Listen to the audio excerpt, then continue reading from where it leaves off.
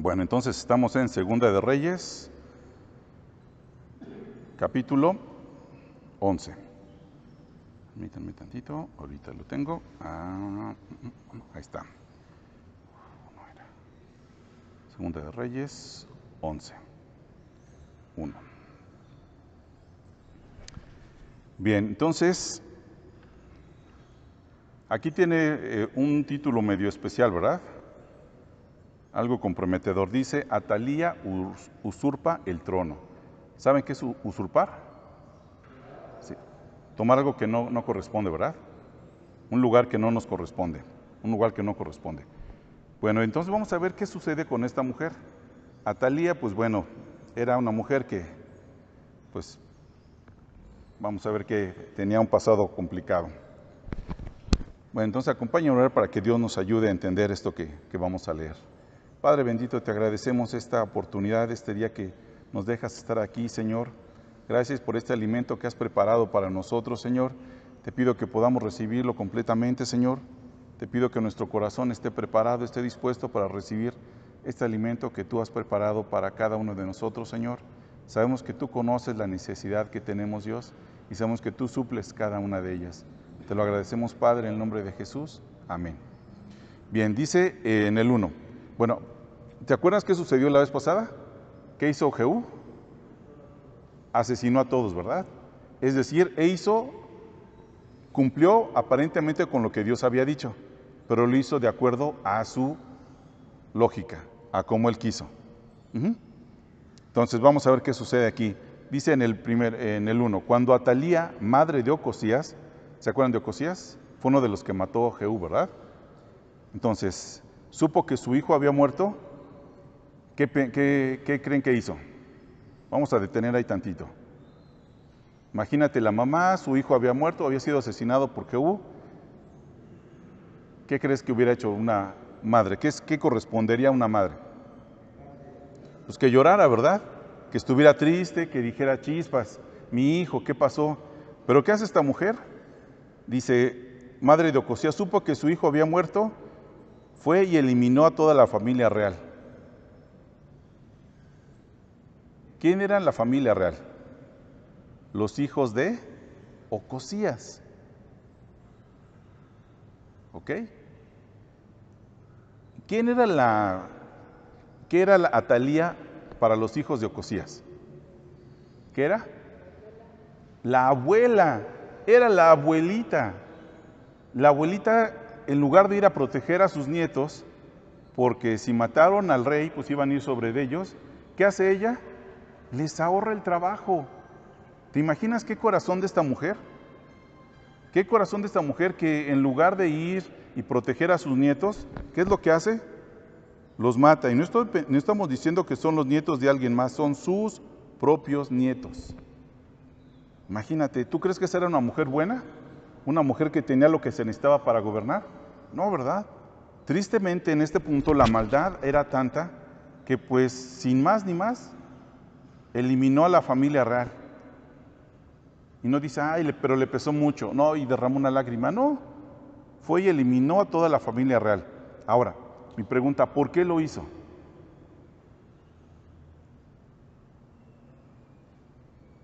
¿A ella le tocaba el reino? ¿Le tocaba reinar cuando Ocosías no estuviera? No, ¿verdad? ¿A quién le tocaría?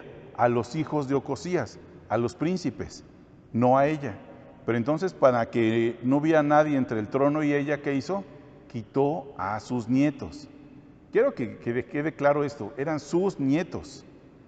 Una abuelita no debería de hacer esto, ¿verdad? Pues no.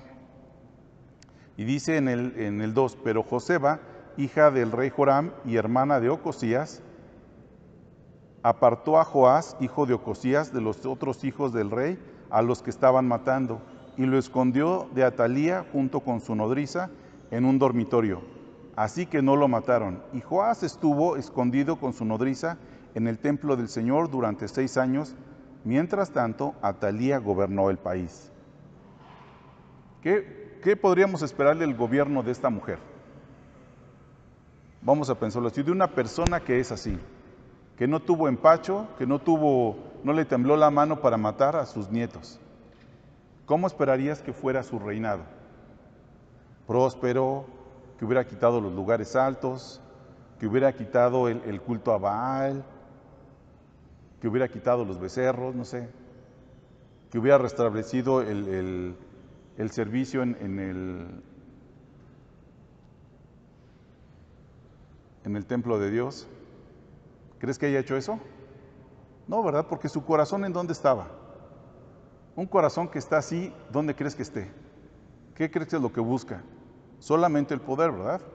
Entonces, pero fíjate que Dios, a pesar de que ella procedió de esa manera, Dios no dejó de actuar. Levantó a esta mujer, Joseba, y ella preservó la vida del hijo de Ocosías. Entonces dice que pasaron 6 años y Joás, que es el hijo de Ocosías, estuvo oculto en el templo del Señor durante 6 años. Tan ocupada estaba la mujer en otras cosas que no se le ocurrió preguntar o ver o contar, ¿verdad? Y que son todos mis nietos, me falta uno. Porque aquí no dice que lo buscó, ¿verdad? O que ofreció recompensa ni nada de eso. Simplemente lo dejó. Dice, al 7º año, Joiada mandó llamar a los capitanes y a los quereteos. Es decir, Joiada que era el sacerdote.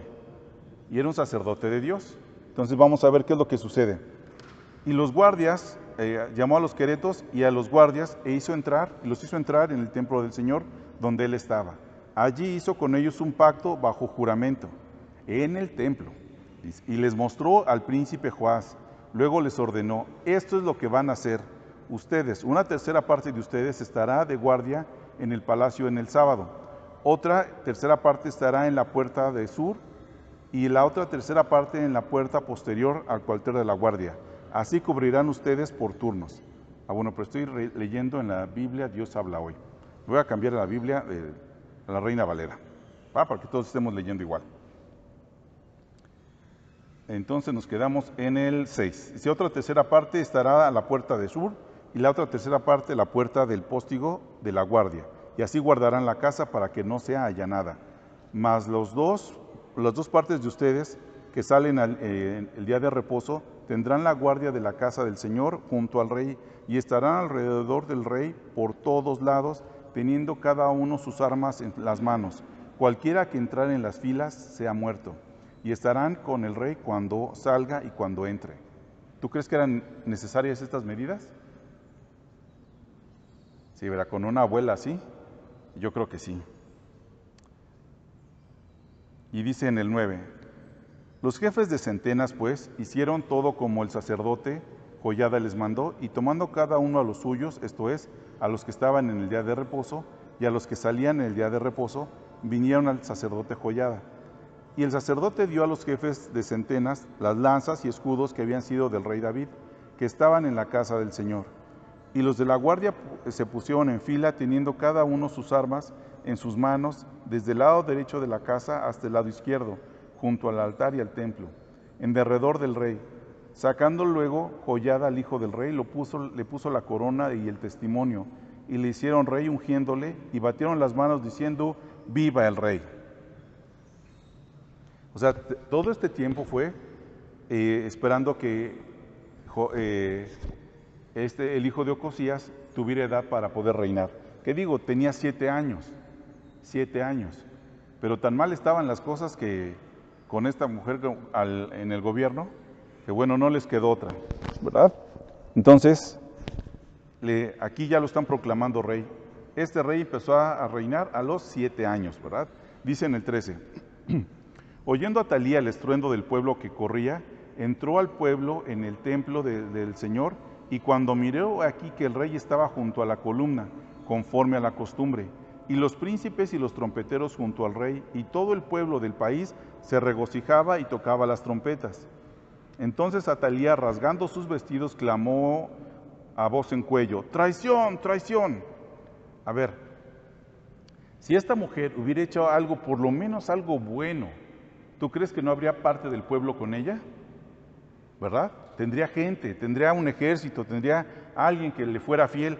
Pero aquí está diciendo que, otra vez voy a leer el 13, dice, oyendo Atalía el estruendo del pueblo que corría, entró al pueblo en el templo del Señor, y cuando miró aquí que el rey estaba junto a la columna conforme a la costumbre, y a los príncipes y los trompeteros junto al rey, y todo el pueblo del país se regocijaba.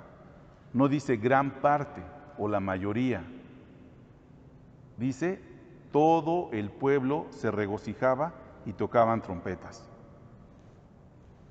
Porque Atalía había sido, yo creo que, no muy buena gobernante. Entonces dice, rasgando sus vestidos, clamó a voz en cuello, traición, traición. Ahora me pregunto, ¿cómo puede decir traición esta mujer? ¿Quién fue la primera que traicionó? Ella.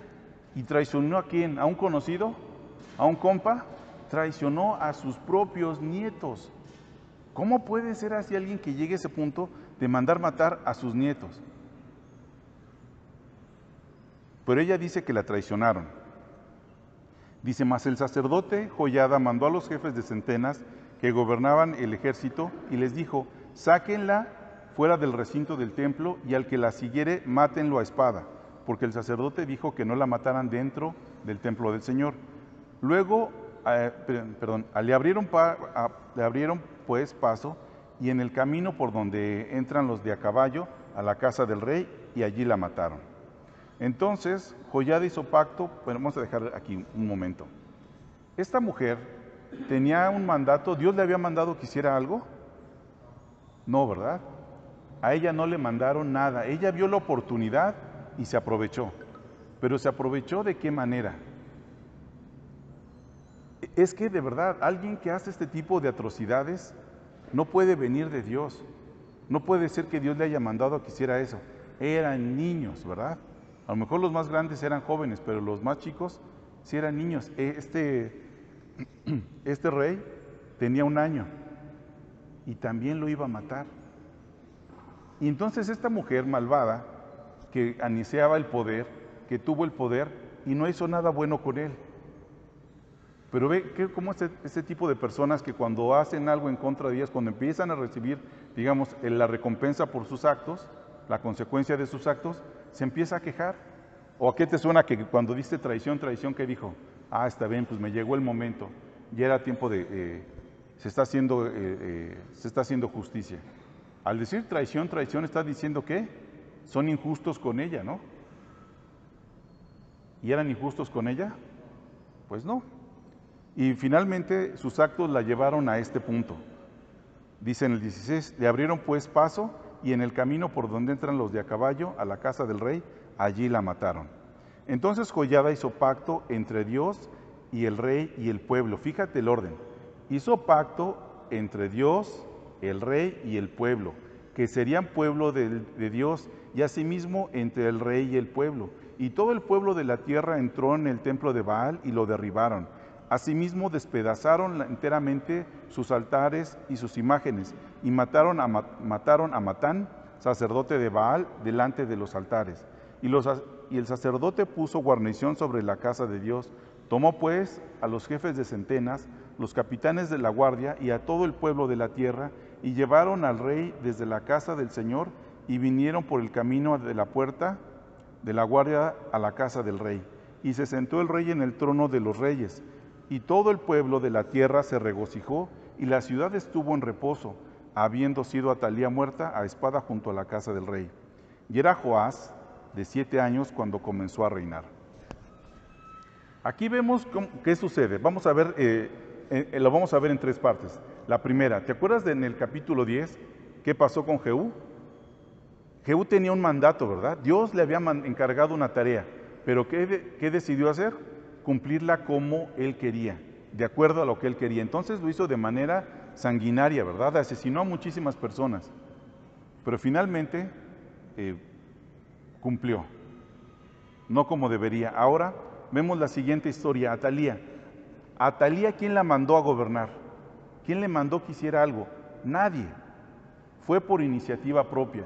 Y a lo mejor en un tiempo, fíjate, en un tiempo ella pensó, por 6 años ella dijo, pues ya fregué, ya estoy aquí, estoy gobernando y nadie se me ha puesto al tiro. Y yo hago lo que quiera. Pero llega un tiempo, mis hermanos, llega un tiempo en el que hay que pagar la consecuencia de nuestros actos. ¿Y la consecuencia del pecado qué es? muerte. Y a ella la mataron. Y la tercera forma, vemos al sacerdote de Dios, al sacerdote Joiada. Bueno, vemos que Dios usó a la tía de Joás para salvarlo. Y Joiada lo estuvo guardando durante 6 años, lo estuvo ocultando, ¿verdad? Entonces, Joiada pues era el sacerdote de Dios. Entonces él hizo las cosas conforme a Dios. Después de ordenar las cosas como debían, porque ¿a quién le correspondía la corona? ¿A Atalía, la abuela? No, ¿verdad? No le correspondía a ella la corona.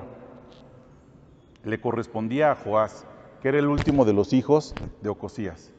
Entonces, Joiada respetó el orden.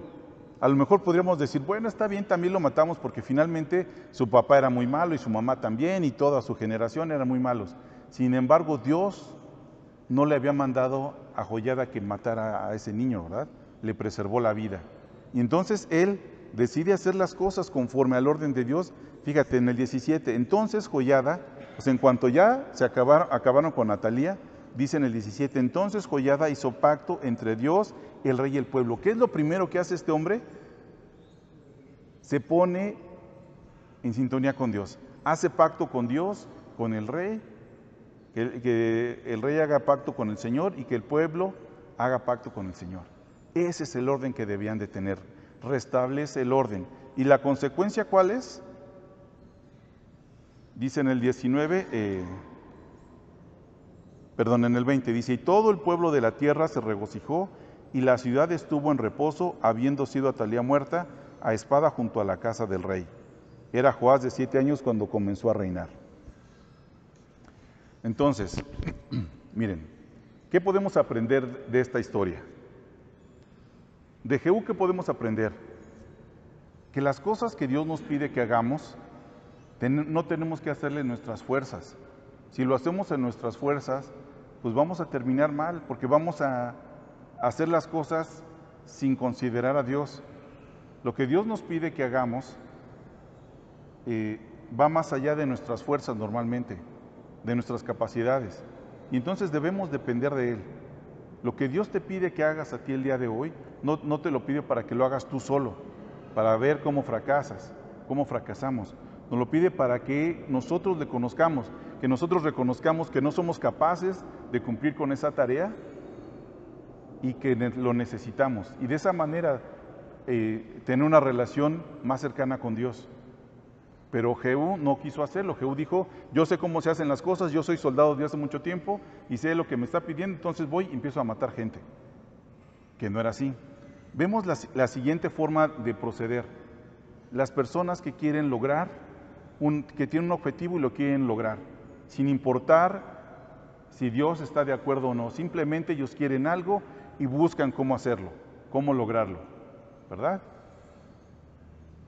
Habíamos dicho anteriormente que una de las cosas en las que se escudan es el fin justifica los medios. Ella quería ser reina y ¿quién le estorbaba? Los nietos. Entonces los mató, pero está justificado porque finalmente ella logró ser reina, ella logró gobernar. Pero delante de Dios eso no está bien. Si nosotros procedemos como Atalía, haciendo las cosas según nos parece bien, el final no siempre va a ser bueno. Porque cuando hacemos las cosas por nuestras propias fuerzas, con nuestros propios recursos, normalmente termina mal. Y puede llegar un punto en que nuestro corazón se endurezca a tal punto, como el de Atalía, que no sintió remordimientos, que no sintió tristeza el matar a sus propios nietos. No le dio tristeza. Y lo vemos en otras partes, ¿verdad? El culto a Moloc. Moloc era un dios, igual de los pueblos que estaban ahí en esa zona, que Dios les mandó a los israelitas que los destruyeran y no lo hicieron, pero Moloc era un dios y que la representación de ese dios era una representación de bronce, un dios de bronce que tenía las manos así. Y eso es histórico. y calentaban las manos a rojo vivo, y ahí ¿qué creen que ponían? A los niños. ¿A qué punto llegaban estas personas que daban a sus propios hijos? No creas que daban el del vecino, o iban a otras tribus o a otros pueblos y les robaban a los hijos y les venían y los ofrecían. Ofrecían a sus propios hijos, porque querían lograr un objetivo. Y si para lograrlo tenían que matar a sus propios hijos, no les importaba. Así como a Atalía, no le importó matar a sus propios nietos para lograr su objetivo. Entonces, mi pregunta es, ¿cómo vamos a proceder? ¿Como Jehú? ¿Haciendo las cosas como nosotros queramos? Sí, escuchando la voz de Dios, sí, sabiendo lo que Dios quiere de nosotros, pero haciéndolo por nuestras propias fuerzas. O vamos a hacer como Atalía, que no nos importa lo que Dios diga, simplemente lo que yo quiero, y eso lo hago, ¿no? Sin importar las vidas que vaya destrozando, sin importar el daño que vaya causando, dejando que mi corazón se endurezca a tal punto que no me importe ni siquiera la vida de las personas que debería de amar yo. O vamos a ser como Joiada, que esperó en Dios. ¿Te imaginas Joiada cuando escuchó que Atalía empezó a matar a sus nietos? ¿Tú crees que él estuvo de acuerdo? No, ¿verdad? Es algo que seguramente le pesó en el corazón.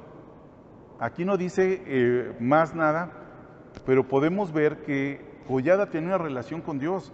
Y no solo Dios le reveló qué es lo que tenía que hacer, sino que además Joiada esperó en Dios e hizo las cosas conforme a la voluntad de Dios. Por eso supo qué hacer.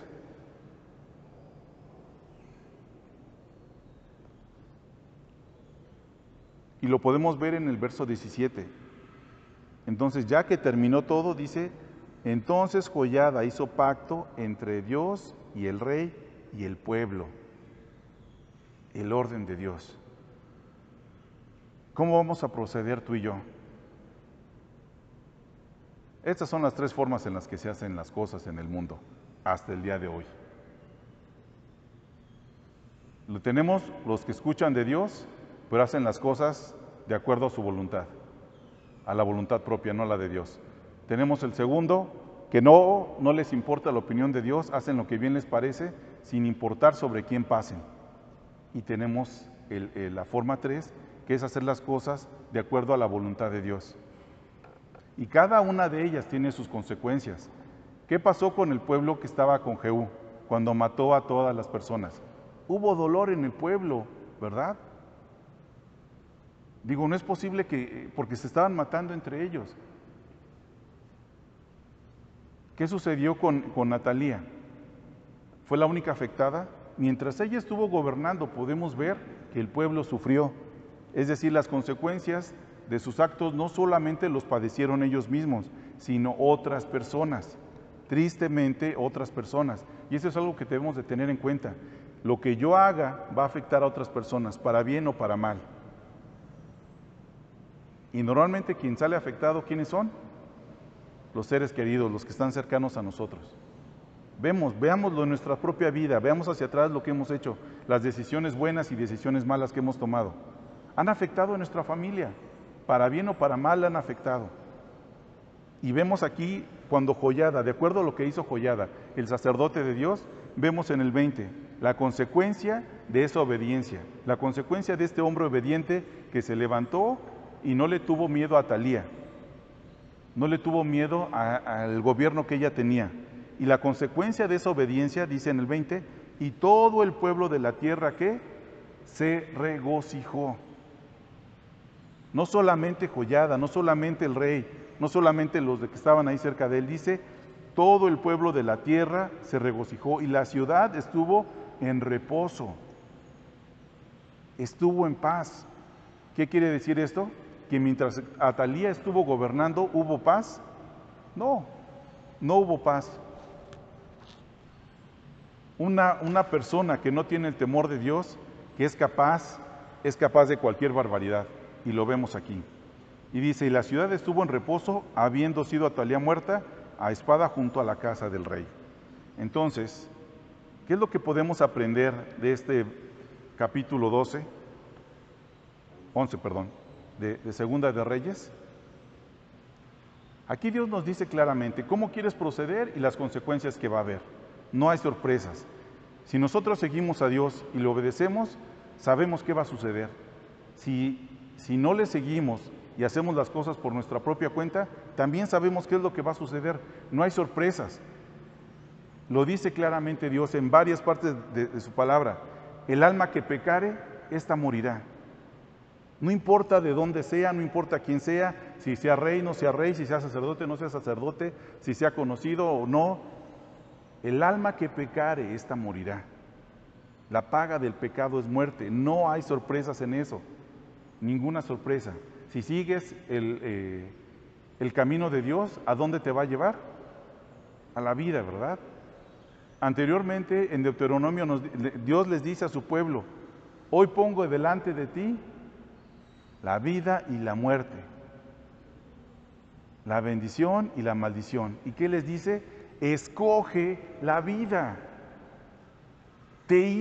Nos creó para que tuviéramos vida, no para que tuviéramos muerte. Pero la decisión finalmente la tomamos nosotros y no hay sorpresas. Si yo me voy por el camino de Atalía o de Jehú, ¿dónde voy a acabar? En la muerte. Y nos dice, escoge la vida. Hoy pongo delante de ti la vida y la muerte. Escoge la vida. Te conviene, es lo que nos conviene. Pero esa es una decisión personal que nadie más puede tomar por mí. Nadie. Y mis decisiones, es importante que tengamos en cuenta esto, afectan a más personas, no solamente a mí. Es importante que estemos conscientes de eso. Mis decisiones no solamente me afectan a mí, afectan a mi familia, a los que amo.